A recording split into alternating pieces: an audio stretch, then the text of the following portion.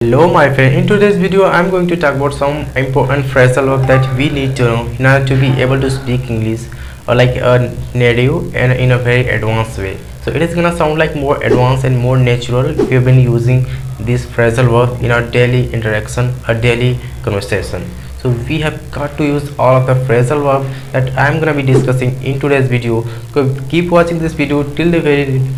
There are some and more beneficial phrasal verb that we have got to know in order to be able to understand native and more speak English like they do. So keep watching this video till the very end because there are a bunch of things that I have covered in today's video that you need to know. And if you know my friend, if you are not using this phrasal verb in our daily interaction, in our daily activities, then we may forget. So that's the reason we have to keep using this thing, because just writing it down and keeping in your copy is never gonna be sufficient to be able to make you fluent in speaking English.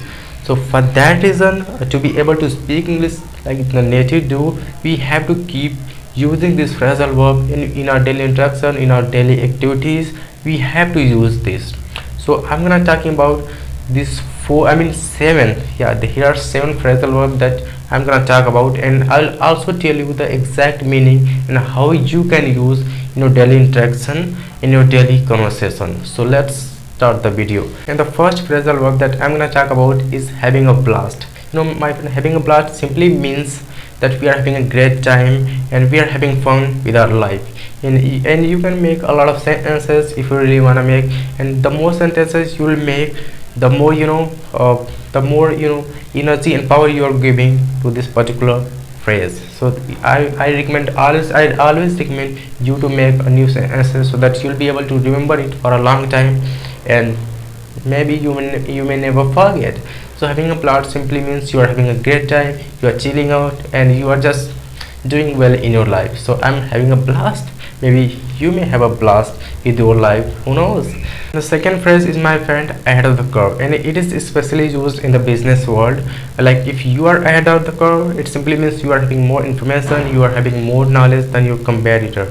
So it is used in the business world especially. If I have to make a new sentence by using this phrasal verb like ahead of the curve, then I'm gonna say, in the food and beverage market I was ahead of the curve. It means I was ahead of my competitor. So I had more information, I had more knowledge than my competitor, and that's why I was ahead of the curve. So you can also make bunch of sentences that, and by using those things in your daily conversation, by daily activities, you will be able to remember it for a long time and maybe forever. And moving on, let's talk about third phrasal verb. And third phrasal verb is cutthroat competition. It simply means it is very tight competition. In my exam last Sunday, there was a very cutthroat competition. It means a student who are fighting with each other for getting good marks. So, and in this competitive world, getting good marks has become so much, it's like cutthroat competition. So we are just fighting with each other for getting good marks. And the fourth phrasal verb that I'm gonna talk about is that a couch potato.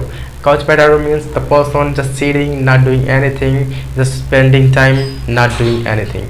So if you are couch potato, maybe I hope you will not be couch potato. So if you are couch potato, my friend, then you are just spending your time, you are doing nothing, you are just so lazy. But I hope you will not be that person. I will be that person. Maybe I won't be. So yeah, so this is the reality that we have to understand. We never have to be couch potato, because it is gonna destroy our life in every way. If we wanna be more productive, then we have to start being couch potato.